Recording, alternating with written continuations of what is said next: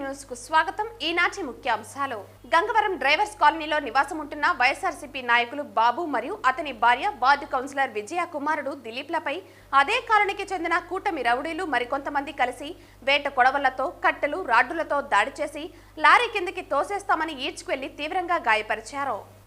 తెలుగు యువత రాష్ట్ర అధ్యక్షులు శ్రీరామ్ చిన్నబాబు పుట్టినరోజు వేడుకలు మదనపల్లి నియోజకవర్గంలో ఘనంగా జరిగాయి. కుప్పం మున్సిపాలిటీలో టీబీ రోడ్డు వద్ద ఉర్దూ పాఠశాలలో కుప్పం మున్సిపాలిటీ కమిషనర్ అధ్యక్షతన ప్లాస్టిక్ ను నిషేధిద్దాం, పర్యావరణాన్ని పరిరక్షించుకుందాం అనే కార్యక్రమం నిర్వహించడం జరిగింది. చిత్తూరు జిల్లా పుంగునూరు నియోజకవర్గం పుంగునూరు మండలంలోని చంద్రమాకులపల్లి పంచాయతీ కృష్ణాపురం గ్రామానికి చెందిన టీడీపీ సీనియర్ నేత రామకృష్ణ హత్య చాలా దారుణమని మాజీ మంత్రి పలమనేరు శాసనసభ్యులు అమర్నాథ్ రెడ్డి ఖండించారు.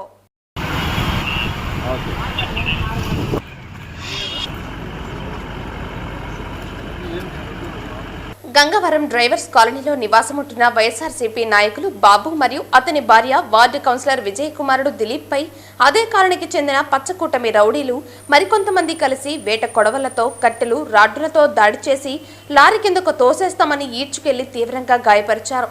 మహిళని కూడా చూడకుండా ఆమె దుస్తులు చింపి గొంతు పిసికి క్రూరంగా ప్రవర్తించి ఆమె చెయ్యి విరిచి నేడు ఆసుపత్రి నందు వైసీపీ నేత బాబుని వార్డు కౌన్సిలర్ విజయని పరామర్శించిన వైఎస్ఆర్సీపీ పలమనేరు నియోజకవర్గ మాజీ శాసనసభ్యులు వెంకటేగౌడ వైఎస్ఆర్సీపీ కుటుంబ సభ్యులందరూ మీకు అండగా ఉంటారని ధైర్యం చెప్పారు.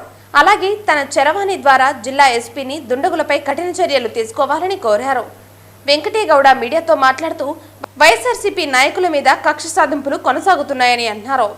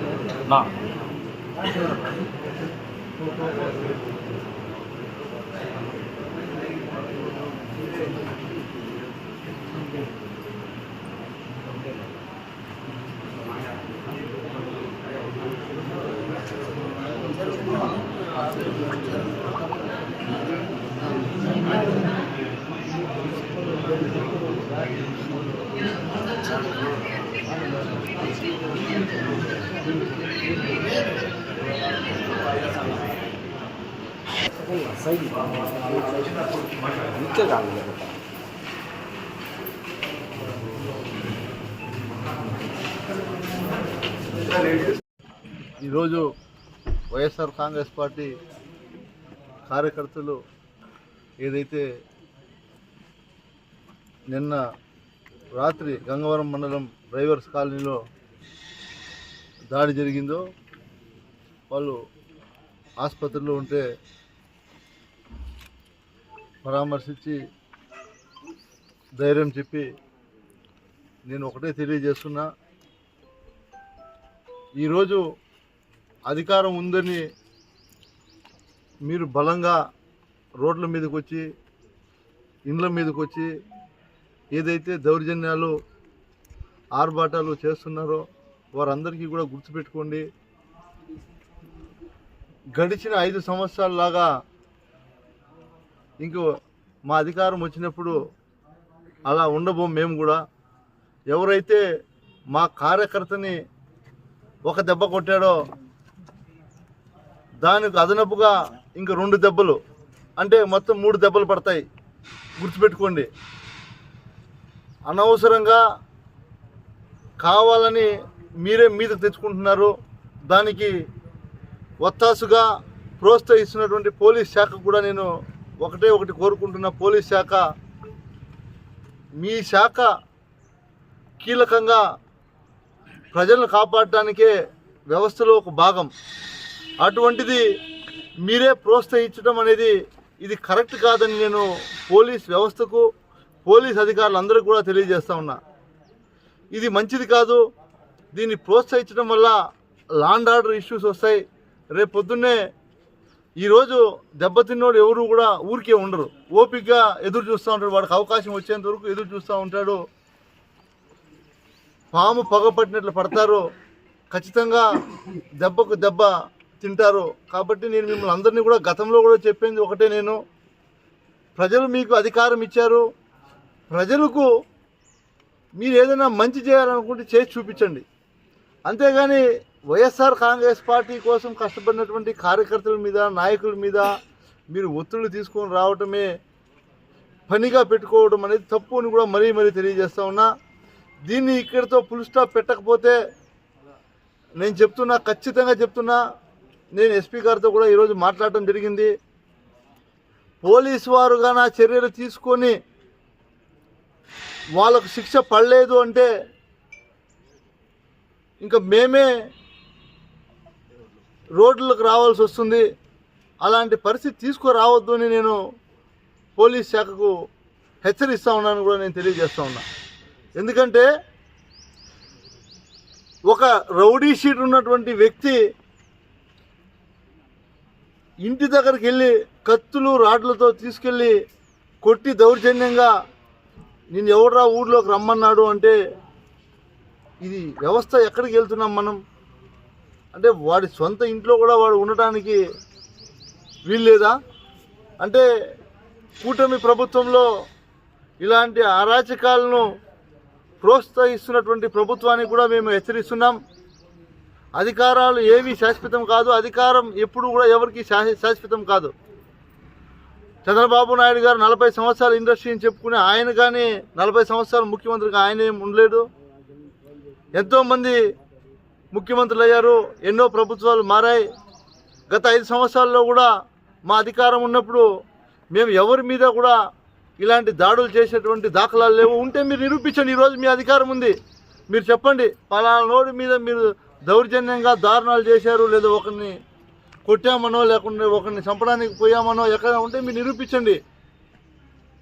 అంతేకాని తప్పు చేసిన శిక్ష విధించండి, ఒప్పుకుంటాం. అంతేకాని ఇలాంటి రౌడీ మూకలు పెట్టుకొని ఇలా బెదిరించి మీరు పరిపాలన సాగించాలంటే అది మంచిది కాదు అని మళ్ళీ మళ్ళీ మిమ్మల్ని హెచ్చరిస్తున్నా. ఏదైనా నా కార్యకర్తలు, మా పార్టీ శ్రేణులకు చిన్న దెబ్బ తగిలినా దానికి అంతకంత అనుభవిస్తారు, వదిలిపెట్టే ప్రసక్తే ఉండదు అని కూడా నేను మళ్ళీ మళ్ళీ తెలియజేస్తాను అందరికీ.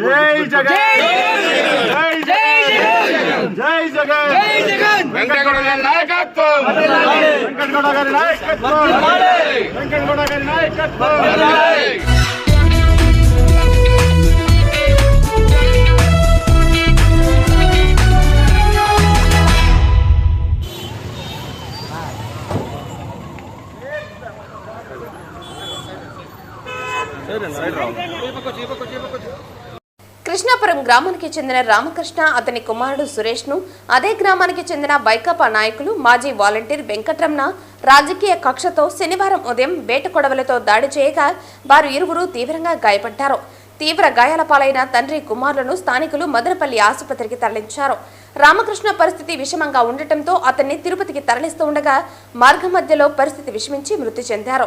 దీంతో విషయం తెలుసుకున్న పలమనేరు ఎమ్మెల్యే అమర్నాథ్ రెడ్డి మదనపల్లి ప్రభుత్వ ఆసుపత్రికి చేరుకుని రామకృష్ణ మృతదేహాన్ని పరిశీలించారు. ఈ సందర్భంగా మృతుని కుమారుడు సురేష్ ను మరియు వారి కుటుంబీకులను పరామర్శించి పార్టీ అండగా ఉంటుందని భరోసా ఇచ్చారు. అనంతరం ఆయన మీడియాతో మాట్లాడారు.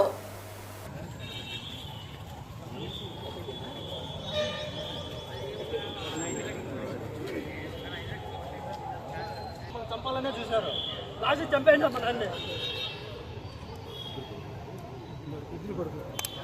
చూడండి, ఆడికి, అమ్మకి, మా నాన్నకి, నాకు అదే సార్ ఇప్పటికి 5 సార్లు అటెండ్ అయినా మా పైన ఏమి రియాక్షన్ లేదు ఇవ్వాలి వాళ్ళ పైన.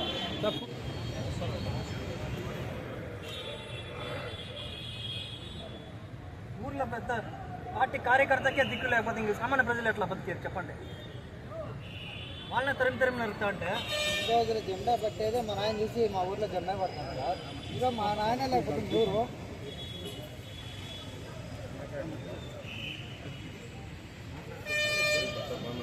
ముందుకు రండి సార్. అంబులెన్స్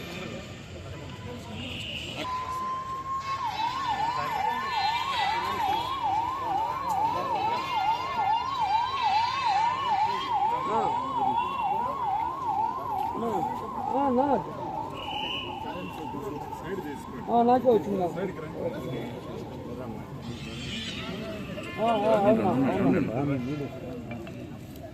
అవునా ఇప్పటికే అదే భయం ఉంది. మన పార్టీ వచ్చి ఏం ప్రాణాలు ప్రాణాలు కోల్పోతుంటే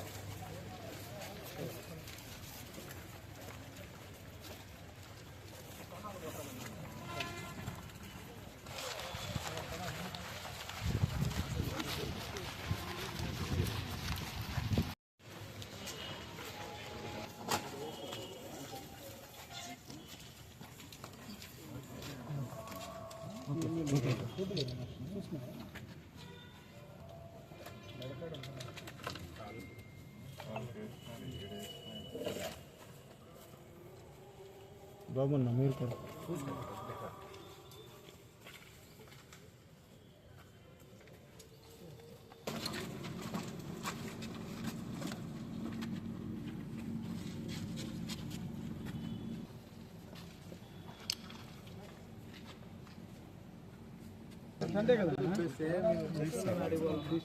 ఇది చాలా తప్పు. ఖచ్చితంగా దీన్ని ప్రక్షాళన చేయాల్సినటువంటి అవసరం ఉంది. మా ముఖ్యమంత్రి గారికి, మా పార్టీ నాయకుడికి ఖచ్చితంగా మేము పోయి చెప్పడం జరుగుతుంది. ఖచ్చితంగా ఈ సిస్టమ్ను ప్రక్షాళన చేయాలా, చేస్తేనే ఇక్కడ ఉన్నటువంటి నాయకులకు న్యాయం జరుగుతుంది. ఇక్కడందరూ కూడా ప్రత్యేకంగా పుంగనూరు నియోజకవర్గంలో గతంలో దౌర్జన్యాలు జరిగాయి. సాక్షాత్తు ప్రతిపక్ష నాయకుడు వస్తే ఆయన పైన పడినారు, మేము వెనకొస్తే మా పైన అంతా కేసులు పెట్టారు. 100 మంది 500-600 మంది పెండ్లాము, బిడ్డలు, తల్లి బిడ్డ అని లేకుండా మొత్తం దేశ ఊర్లో వదిలిపెట్టిపోయినారు. ఈరోజు మళ్ళా అదే నాయకులు అధికారం వచ్చిన తర్వాత కూడా ప్రాణాలు పోగొట్టుకుంటా ఉంటే ఎక్కడ ఉండాలా? ఎవరు ఉండే పరిస్థితి అయితే లేదు. ఖచ్చితంగా దీనిపైన సీరియస్గా యాక్షన్ తీసుకుంటాం. ఖచ్చితంగా చేసినటువంటి వాళ్లకు మళ్ళీ కృష్ణాపురములో జరిగినటువంటి సంఘటన ఈ నియోజకవర్గంలోనే కాదు, ఈ జిల్లాలో కాదు, రాష్ట్రంలో కూడా పునరావృతం కాకుండా ఖచ్చితంగా దీనిపైన యాక్షన్ తీసుకోవాల్సినటువంటి అవసరం. ఈరోజు రామకృష్ణ ప్రాణాలైతే మేము తీసుకురాలేమో కానీ ఆయనకు జరిగినటువంటి అన్యాయం, ఆయన కుటుంబానికి జరిగిన అన్యాయం ఈ రాష్ట్రంలో ఏ తెలుగుదేశం పార్టీ నాయకుడికి, కార్యకర్తకు జరగకుండా ఉండాలని ఖచ్చితంగా కూడా రేపు దీనిపైన ప్రత్యేకమైనటువంటి ఒక ఆలోచన చేసి నిర్ణయాలు తీసుకునే పరిస్థితి రేపు ఖచ్చితంగా కూడా చంద్రబాబు నాయుడు గారి ద్వారా ఆ కార్యక్రమాలు తీసుకురావడం జరుగుతుందని చెప్పి తెలియజేశారు.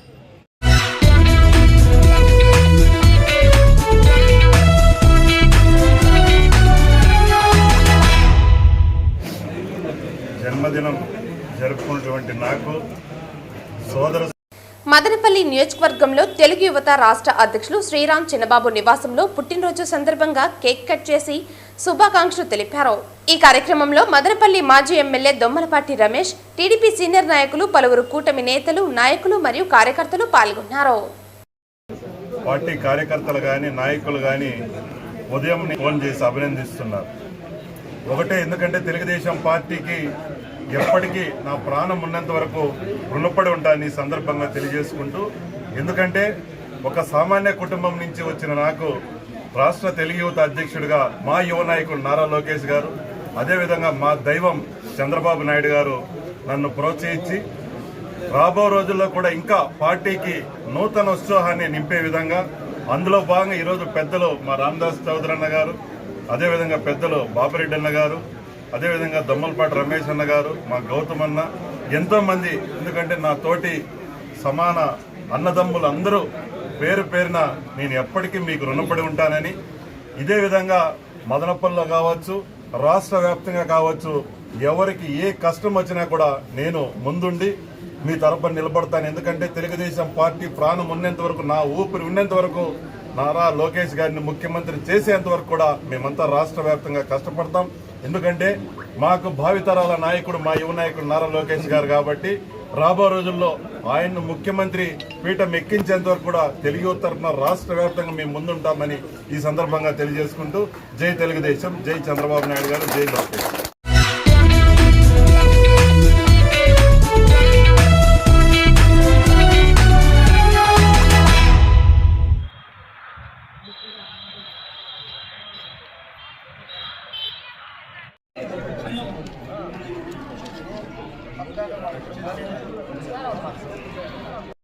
కుప్పం మున్సిపాలిటీలో టీబీ రోడ్డు వద్ద ఉర్దూ పాఠశాలలో కుప్పం మున్సిపాలిటీ కమిషనర్ అధ్యక్షతన ప్లాస్టిక్ ను నిషేధిద్దాం, పర్యావరణాన్ని కాపాడుకుందాం అనే కార్యక్రమం నిర్వహించడం జరిగింది.